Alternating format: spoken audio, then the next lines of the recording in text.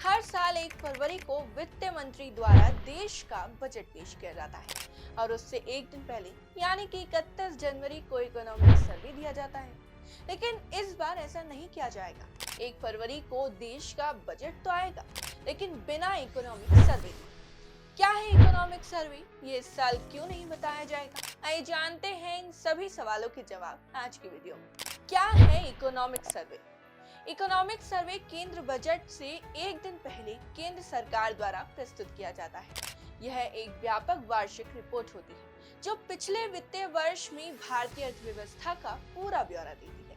साथ ही इसमें पिछले बजट के कामकाज पर प्रकाश डाला जाता है और भारतीय अर्थव्यवस्था के अंदर आगे क्या हो सकता है इस पर जानकारी साझा की जाती है। इकोनॉमिक सर्वे जरूरी क्यों है?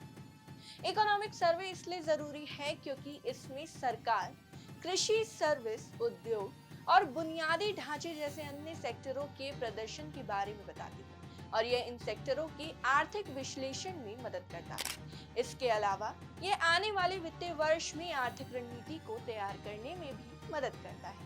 इस सर्वे से आर्थिक विकास में आ रही बाधाओं के बारे में पता लगाया जा सकता है।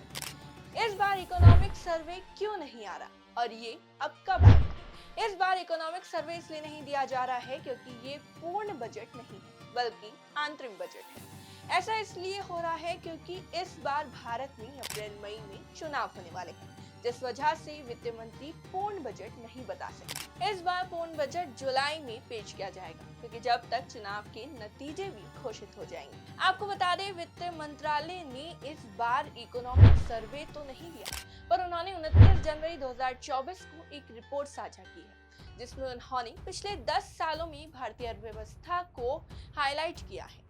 क्या बताया गया है इस रिपोर्ट में, आइए जानते हैं। नंबर 1, समीक्षा में भारत की विकास गाथा को 2 चरणों में बांटा गया है।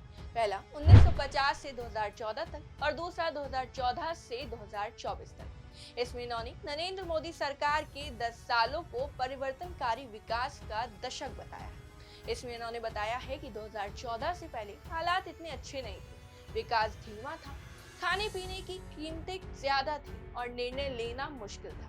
2014 के बाद से भारत ने अपनी अर्थव्यवस्था को मजबूत करने के लिए कई बदलाव किए।